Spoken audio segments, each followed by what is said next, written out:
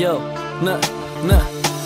Πάλι ένα κομμάτι ανύποπτο στη θλίψη, στα προβλήματα του καθενός χωρίς την πρώτη λύση. Το πρόβλημά μου κρύβεται σε ψέμα και αλήθεια, ανύπαρκτα τα όνειρα χωρίς καμιά συνήθεια.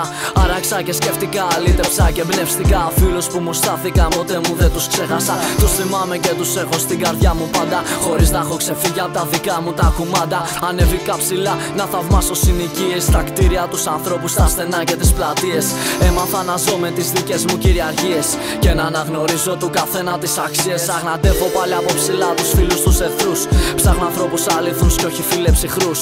Όσους βρήκα και κράτησα είναι σίγουρα κοντά μου. Θέλω να μείνουνε για πάντα μέσα στην καρδιά μου. Οι υπόλοιποι ας παίζουν στην ταινία του Χουβαρδά. Ας κάνουν ό,τι θέλουν αρκεί να μείνουν μακριά. Αυτοί που όντως μου στάθηκαν είναι αληθινοί, και εκείνοι που δεν το κάνουν έχουνε καρδιά φτηνή. Όταν υπέρεις ο κοσμός σου δεν καταστρέφεις απλά το εγώ σου.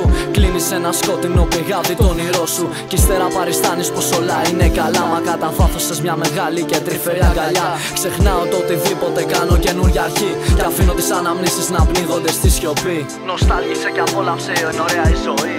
Άνθρωποι πολλοί, μα φίλοι λίγοι αληθινοί. Ξεχνάω το οτιδήποτε κάνω καινούρια αρχή. Νοστάλγησε κι απόλαυσε, είναι ωραία η ζωή. Κι αφήνω τις αναμνήσεις να πνίγονται στη σιωπή. Άνθρωποι πολλοί, μα φίλοι λίγοι αληθινοί. Ξεχνάω το οτιδήποτε κάνω καινούρια αρχή. Νοστάλγησε κι απόλαυσε, είναι ωραία η ζωή. Κι αφήνω τις αναμνήσεις να πνίγονται στη σιωπή. Άνθρωποι πολλοί, μα φίλοι λίγοι αληθινοί.